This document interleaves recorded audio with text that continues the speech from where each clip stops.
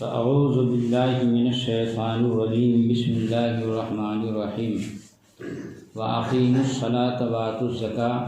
صدق الله مولانا العظيم وصدق رسوله النبي الأمين الكريم ونحن على ذلك لمن الشاهدين والشاكرين والعابدين والحمد لله رب العالمين۔ میں نے جس آیت کریمہ کی تلاوت کا شرف حاصل کیا ہے اس سے متعلق کچھ بولنے سے پہلے آئیے ہم اور آپ مل کر انتہائی محبت و عقیدت کے ساتھ اللہ کے محبوب صلی اللہ علیہ وسلم کی بارگاہ بے کس پناہ میں درود شریف کا نذرانہ پیش فرمائیں۔ سیدنا مولانا محمد وسلم صلاۃ و سلام علیک یا رسول اللہ صلی اللہ تعالیٰ علیہ وسلم۔ اللہ رب العزت کا ارشاد گرامی ہے وَأَقِیمُوا الصَّلَاةَ وَآتُوا الزَّکَاةَ، اور نماز قائم کرو اور زکوٰۃ ادا کرو۔ زکوٰۃ کے تعلق سے اسی آیت پر پچھلے جمعہ کو ایک بیان ہو چکا ہے اور آج بھی کچھ حدیث شریف اس موضوع پر پیش کی جائیں گی۔ بخاری نے اپنی تاریخ میں اور امام شافعی و بزار و بیہقی نے ام المومنین حضرت عائشہ صدیقہ رضی اللہ تعالیٰ عنہ سے راوی کہ رسول اللہ صلی اللہ تعالیٰ علیہ وسلم فرماتے ہیں زکوٰۃ کسی مال میں نہ ملے گی مگر اسے ہلاک کر دے گی۔ اس حدیث شریف کا مطلب یہ ہے کہ زکوٰۃ چونکہ مال کے 40ویں حصے میں فرض ہے، یعنی 40 روپے میں سے 1 روپے، 39 روپے ہمارے ہیں اور 1 روپے وہ غریبوں کا حق ہے، وہ ہمارا نہیں ہے۔ اسی کو آپ 2.5% بھی کہہ سکتے ہیں کیونکہ 80 میں 2 اور 100 میں 2.5، تو 100 روپے میں سے 2.5 روپے یہ غریبوں کا حق ہے۔ سال بھر کے کھانا خرچہ کے بعد جو بھی بچے اس میں سے 2.5 روپے نکال کر اور کسی محتاج کو جو مالک نصاب نہ ہو اس کو مالک بنا دینا اور اس کو دے دینا، یہ فرض ہے۔ 100 روپے میں سے 2.5 روپے یا یوں کہیں کہ 40 روپے میں سے 1 روپے وہ ہمارا حق نہیں ہے۔ اب اس کے باوجود اگر پیسے کی لالچ میں ہم نے زکوٰۃ نہیں نکالی تو آخرت میں جو اس کا وبال ہوگا اس کے تعلق سے کچھ حدیثیں پچھلے جمعہ کو بیان کر دی گئی ہیں اور قرآن پاک کی آیتیں بھی بیان ہوئی تھیں اور آج بھی بیان ہوں گی، لیکن دنیاوی نتیجہ اس کا کیا ہوگا؟ پیسے کی لالچ میں اگر کوئی غریبوں کا حق مار لے اور 39 روپے میں اسے صبر نہ ہو بلکہ 40واں حصہ جو 1 روپے ہے اس کو بھی وہ غریبوں کا حق مار کے اور کھا جائے تو اس کا دنیا میں کیا نتیجہ ہوگا؟ اللہ کے رسول صلی اللہ علیہ وسلم فرماتے ہیں کہ زکوٰۃ کا مال جس مال میں ملا ہوگا اس مال کو بھی ہلاک کر دے گا۔ یعنی 39 روپے جو اپنے ہیں، زکوٰۃ کا روپے تو جب تباہ ہوتا ہے تو وہ تنہا تباہ اور برباد نہیں ہوگا بلکہ 39 روپے جو ہمارے ہیں انہیں بھی تباہ کر دے گا۔ دیکھنے کو آدمی یوں سمجھتا ہے کہ ہم نے 1 لاکھ میں سے 2,500 نہیں دیا زکوٰۃ تو یہ 2,500 بچ گیا اور ہمارا 1 لاکھ میں سے 2,500 کم نہیں ہوا ہے، مگر یہ 2,500 جب برباد ہوتا ہے تو وہ جو 97,500 ہے اسے بھی تباہ کر دیتا ہے۔ آج دیکھ لیجئے کہ کاروبار میں سب سے زیادہ تباہی اور بربادی آپ کو نظر آ رہی ہے۔ اس کی وجہ یہی ہے کہ زیادہ تر مالدار زکوٰۃ نہیں نکالتے ہیں۔ اگر مالدار سارے زکوٰۃ نکال دیں تو میں سمجھتا ہوں کہ مسلمان میں شاید کوئی غریب نظر نہیں آئے، سب کی ضرورت پوری ہو جائے۔ ہمارے پاس جو 2.5% نکالنے کے بعد 97.5% بچتا ہے وہ بھی اللہ ہی کا دیا ہوا ہے، اور جو ہم کو دیتا ہے وہی کہہ رہا کہ تم کو 100 میں سے 2.5 دینا ہے، اور اس کے بعد بھی ہم پیسے کی لالچ میں اگر اس کو روکے رکھیں تو اس کا نتیجہ یہ ہوگا کہ وہ 2.5% ہضم نہیں ہوگا، وہ کبھی نہ کبھی کسی نہ کسی صورت میں نکل جائے گا، مگر اکیلے نہیں جائے گا۔ جو حلال اس کے ساتھ ملا ہوا رکھا ہے اسے بھی لے کے جائے گا۔ اگر چوری ہوگی تو چور یہ نہیں دیکھے گا کہ اس میں سے 2.5 روپے نکالنا ہے، 97.5 چھوڑ دینا، وہ پورا 100 لے گا۔ چور یہ نہیں دیکھے گا کہ اس میں جو غریبوں کا حق نہیں دیا اسی کو لیا جائے اور جو حلال اس کا ہے اسے چھوڑ دیا جائے۔ تو یہ غریبوں کا حق جو اپنے حلال پیسے میں ملا کر رکھا ہوا ہے نا، تو حلال میں بھی اس نے نحوست اور بے برکتی پیدا کر دی کہ زکوٰۃ والی رقم اس حلال کو بھی تباہ کر دی۔ یہ حدیث شریف کا مطلب ہے۔ اور بعض بزرگوں نے اس حدیث شریف کا ایک مطلب فرمایا، اس حدیث کا ایک مطلب اور ہے، اور وہ مطلب یہ ہے کہ وہ مالدار جو زکوٰۃ لینے کا مستحق نہ ہو، جیسا کہ اس دور میں ہو رہا ہے، بہت سے ایسے ہیں جو زکوٰۃ لینے کے مستحق نہیں ہیں لیکن غریبوں کا لباس پہن کے نکلتے ہیں اور مالداروں کے پاس جا کے جھوٹ بولتے ہیں، اپنے کو محتاج ظاہر کرتے ہیں، حالانکہ 52.5 تولہ چاندی یا اس کی قیمت کے برابر اگر اس کے پاس پیسہ سونا چاندی مال تجارت ہے تو وہ زکوٰۃ لینے کا مستحق نہیں ہے بلکہ اس پر زکوٰۃ دینا خود فرض ہے، وہ مالک نصاب کہلاتا ہے شریعت کی زبان میں۔ تو اپنے آپ کو محتاج ظاہر کرتے ہیں اور مانگ کر لاتے ہیں، اور اس کے بعد پا گئے اگر 50,000 1 لاکھ تو پھر خود اپنے من ہی من میں بہت خوش ہوں گے کہ ہم بہت ہوشیار ہیں، دیکھو جھوٹ بول کر زکوٰۃ کا مال لائے اور لاکھوں روپے ہم نے جھوٹ کے زور پہ کما لیا۔ تو بعض بزرگوں نے محدثین نے فرمایا کہ اس حدیث کا ایک مطلب یہ بھی ہے کہ جو زکوٰۃ لینے کا مستحق نہیں ہے اور جھوٹ بول کر زکوٰۃ کا پیسہ مانگتا پھر رہا ہے، جو مانگ کر لائے گا تو جو اس کا اپنا پیسہ حلال ہے اس میں رکھے گا، تو جب یہ پیسہ برباد ہوگا تو اس کا جو اپنا حلال ہے اسے بھی لے کر جائے گا، اسے بھی برباد کرے گا۔ حدیث کے دونوں مطلب ہیں۔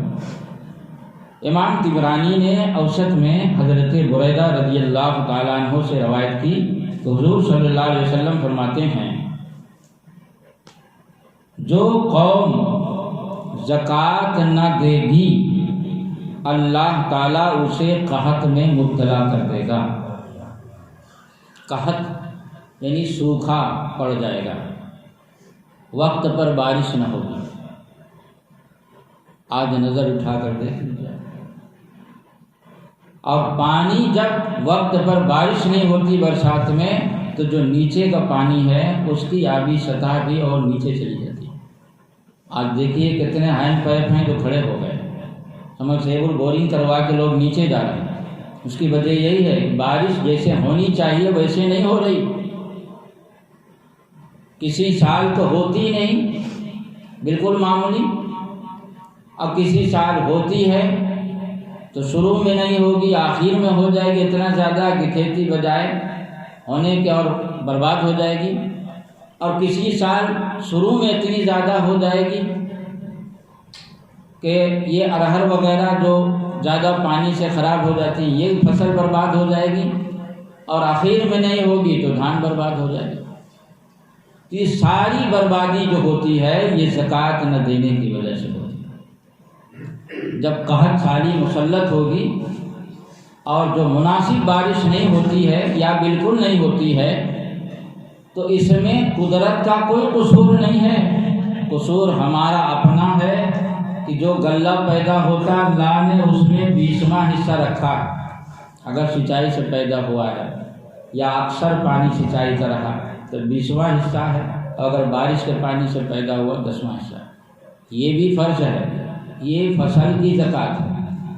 یہ فرض ہے، اسے بھی لوگ کما حقہ ادا نہیں کرتے گا۔ پیدا ہوا 50 من 2-4 دھرا غریبوں کو دے دیا اور اس کے بعد سمجھتے ہیں کہ ہم بالکل فارغ البال ہو گئے، لیکن جب تباہی آتی ہے تو جتنا عشر دینا چاہیے صرف اتنا نہیں جاتا، جو عشر دینے کے بعد اپنا ہے اسے بھی لے کے چلا جاتا، وہ بھی تباہ و برباد ہو جاتا ہے۔ دھان کے فصل میں لوگوں کو ٹیوب ویل سے پانی دینا پڑتا ہے اور گیہوں کی فصل میں کھیتوں کھیت پانی بھرے رہتے ہیں۔ یہ سب منظر آپ لوگوں نے اپنی آنکھوں سے دیکھا ہوگا اپنی زندگی۔ یہ سب کیوں ہو رہا ہے؟ یہ اس لیے ہو رہا ہے کہ فصل کا حق نہیں ادا کیا جا رہا۔ فصل کا حق یہ ہے کہ اس میں 20واں حصہ ادا کر دیا جائے اگر سینچائی کے پانی سے ہوا، یا اکثر پانی سینچائی کا ہے اور بارش سے ہے تو 10واں حصہ اس کا، یا اکثر بارش کا ہے تو 10واں حصہ اس کا ادا کر دیا جائے۔ یہ کھیتی کا فصل کا حق ہے، اس میں یہ نہیں کہ جو تار دھرار ہو ہی گیا ہوگا 20واں حصہ۔ پیٹ سے مسئلہ نہیں بنانا چاہیے، پیٹ سے مسئلہ بنانا بہت گناہ ہے، یہ اللہ کا قرض ہے ہم پر۔ ہمیں چاہیے کہ جیسے ہم کسی سے قرض لیتے ہیں، 50,000 روپے لیا، اگر 10,000 دیے تو لکھ لیتے ہیں، اور سامنے والے سے کہتے ہیں آپ بھی لکھ لینا، کیا آئندہ کہو کہ ہم کو 5,000 ملا 10,000 نہیں ملا۔ تو اسی طرح اس کو بھی لکھ کر ایک ایک پیسے کا حساب کرنا چاہیے۔ یہ غریبوں کا حق ہے، جس کو خود خالق کائنات نے فرض کیا ہے، جو ہمیں غلہ اور پیسہ سب کچھ دیتا ہے اسی نے فرض کیا ہے۔ اگر اس کے کہنے کے بعد بھی ہم لاپرواہی کریں گے تو یقیناً دنیا میں اس کا یہ وبال ہے کہ یا تو ہمارا مال برباد ہو جائے گا اور فصل میں نہیں دیں گے تو قحط سالی میں مسلط ہو جائیں گے، اور یا تو پانی ہی مناسب طریقے سے نہیں برسے گا جس سے کھیتی برباد ہوتی رہیں گی، اور جیسے ہونا چاہیے ویسے نہیں۔ یہ تو دنیاوی تباہی اور دنیاوی عتاب ہے۔ اور آخرت میں صحیحین میں یعنی بخاری اور مسلم میں، دونوں میں، امام بخاری امام مسلم رضی اللہ تعالیٰ عنہما نے حدیث شریف نقل کی حضرت انس سے کہ سیدنا ابو ذر رضی اللہ تعالیٰ عنہ نے فرمایا کہ ان کے پستان کے سر پر جہنم کا گرم پتھر رکھیں گے کہ سینہ توڑ کر شانہ سے نکل جائے گا۔ یعنی جو لوگ زکوٰۃ ادا نہیں کرتے، آخرت میں ان کی تباہی کا حال آپ نے حدیث کی روشنی میں سنا، لیکن میدان محشر میں ان کا یہ حال ہوگا کہ ان کے سینے پر، پستان پر جہنم کا گرم پتھر وہ اتنا تیز ہوگا کہ سینے کو پھاڑتا ہوا پیچھے نکل جائے گا۔ یہ زکوٰۃ نہ دینے کا وبال ہے۔ اسی سے اندازہ لگا سکتے ہیں کہ زکوٰۃ کی فرضیت کیسی قطعی اور کیسی مؤکد ہے۔ اور شانہ کی ہڈی پر رکھیں گے، ہڈیاں توڑتا ہوا سینہ سے نکل جائے گا۔ یعنی پیچھے سے جب شانہ کی ہڈی پہ رکھیں گے، یہ شانہ کی ہڈی پر جب رکھیں گے تو ادھر سے سینہ کو توڑتے ہوئے آگے آ جائے گا۔ یہ عذاب زکوٰۃ نہ دینے والوں کو دیا جائے گا۔ امام طبرانی نے امیر المومنین حضرت علی رضی اللہ تعالیٰ عنہ سے راوی فرماتے ہیں صلی اللہ تعالیٰ علیہ وسلم کی فقیر ہرگز ننگے بھوکے ہونے کی تکلیف نہ اٹھائیں گے مگر مالداروں کے ہاتھوں۔ یعنی اگر مالدار میری امت میں جو ہیں وہ سب زکوٰۃ کو پہچانے اور غریبوں کا حق جانے اور پورے طور پر دیانتداری کے ساتھ زکوٰۃ نکال دیں تو ہماری امت میں کوئی ننگا اور بھوکا نہ رہے، سب حقدار کو حق پہنچ جائے، اور کم سے کم اتنا ہو کہ بھیک مانگنے سے بچ جائیں۔ سن لو، حضور فرماتے ہیں سن لو، ایسے مالداروں سے اللہ تعالیٰ سخت حساب لے گا۔ نیز امام طبرانی نے حضرت انس رضی اللہ تعالیٰ عنہ سے راوی کہ فرماتے ہیں صلی اللہ تعالی وسلم قیامت کے دن مالداروں کے لیے محتاجوں کے ہاتھوں سے خرابی ہے۔ محتاج اور غریب عرض کریں گے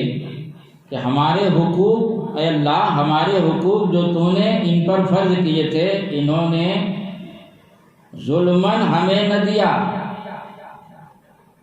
ظلم اور زیادتی کے زور پر انہوں نے اسے ہمیں نہ دیا۔ اللہ تعالیٰ فرمائے گا مجھے قسم ہے اپنی عزت و جلال کی کہ میں آج تمہیں اپنے قریب کروں گا، اور ان مالداروں کو جو زکوٰۃ نہیں دیتے تھے، غریبوں کا حق نہیں ادا کرتے تھے، انہیں اپنی رحمت سے دور کر دوں۔ معلوم ہوا کہ زکوٰۃ نہ دینے اور اللہ کا قرض جو بھی ہے، عسر ہو یا فطرہ ہو، ان چیزوں کو ادا نہ کرنے میں دنیا میں بھی تباہی اور آخرت میں بھی۔ صحیح ابن خزیمہ اور صحیح ابن حبان میں حضرت ابو ہریرہ رضی اللہ تعالیٰ عنہ سے روایت موجود ہے کہ رسول اکرم صلی اللہ علیہ وسلم فرماتے ہیں کہ دوزخ میں سب سے پہلے 3 شخص جائیں گے۔ دوزخ میں سب سے پہلے 3 شخص جائیں گے، ان میں ایک تو وہ مالدار ہے کہ اپنے مال میں اللہ تعالیٰ کا حق نہیں ادا کرتا تھا۔ معلوم ہوا کہ اپنے مال میں، یعنی ہمارے مال میں جو اللہ تعالیٰ نے حق مقرر کیا ہے غریبوں کا، وہ چاہے عشر کی شکل میں ہو، چاہے فطرہ کی شکل میں ہو، چاہے زکوٰۃ کی شکل میں ہو، اگر کوئی اسے ادا نہیں کرتا، لاپرواہی کرتا ہے، تو ایسا شخص 3 شخص سب سے پہلے جہنم میں جائیں گے۔ ان میں ایک شخص یہ بھی ہوگا جو اپنے مال کا حق نہیں ادا کرتا تھا۔ اللہ رب العزت سے دعا ہے کہ اللہ تعالیٰ ہمیں اپنے مال کا حق ادا کرنے کی توفیق عطا فرمائے، اور یہ سمجھنے کی توفیق عطا فرمائے کہ ہمارے پاس جو کچھ بھی ہے، چاہے پیسے کی شکل میں ہو، چاہے غلہ کی شکل میں ہو، چاہے سونا چاندی کی شکل میں ہو، سب کچھ اللہ رب العزت کا عطا کیا ہوا ہے، اور اس کا احسان اور کرم ہے کہ وہ دے رہا ہے، اور غریبوں کے لیے ہم سے مطالبہ کر رہا، اور غریبوں کا حق ہمارے مال میں مقرر کیا ہے۔ اور وہ بھی جو غریبوں کا حق ہے اس میں بھی دیکھیے زکوٰۃ میں 40واں ہے، اور عشر میں 20واں یا 10واں ہے۔ غریبوں سے زیادہ ہمارا حق خود اس میں ہے، غریبوں کا حق بہت کم ہے، اور اس کم کو بھی اگر ہم لالچ میں ہضم کر جائیں تو یقیناً یہ ہمارے لیے دنیا میں بھی ہلاکت کا باعث ہے اور آخرت میں بھی ہلاکت کا باعث ہے۔ اللہ رب العزت ہمیں اس ہلاکت سے بچائے اور غریبوں کا حق پہچاننے کی توفیق عطا فرمائے۔ وآخر دعوانا